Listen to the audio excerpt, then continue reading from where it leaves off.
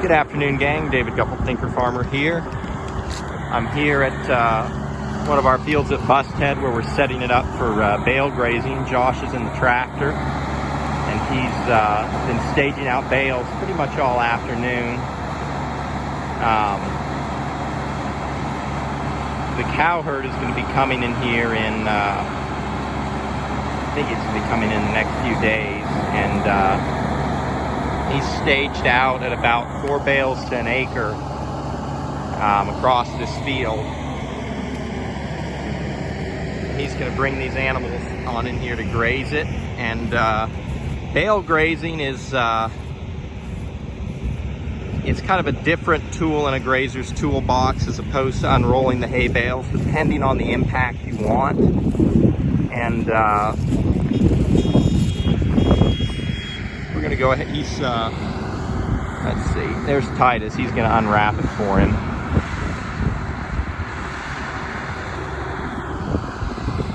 And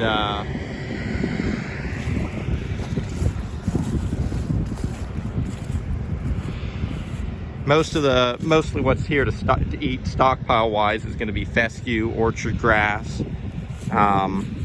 We're feeding our hay out earlier in the fall to allow our stockpile to continue to grow. It's been pretty dry here. We're actually we're still in a drought here. As crazy as that sounds, end of October, even some of the fields. I'm at the Busthead Farms, so this is not Archwood Farms. This is one of the farms that we primarily graze the cow-calf herd on, and we're still in a drought. And the thing about bale grazing is if you just put bales out and you feed at the end of winter, usually your ground is wet and you're more likely.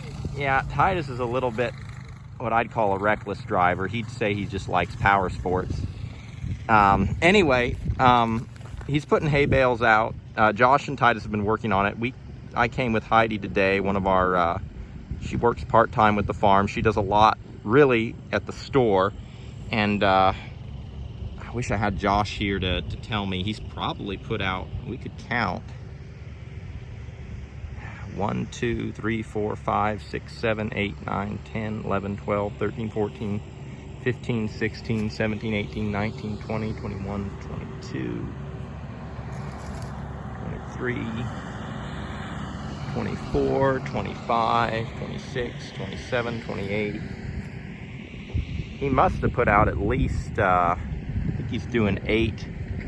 These are the 4-foot bales. We've got some 5-footers too.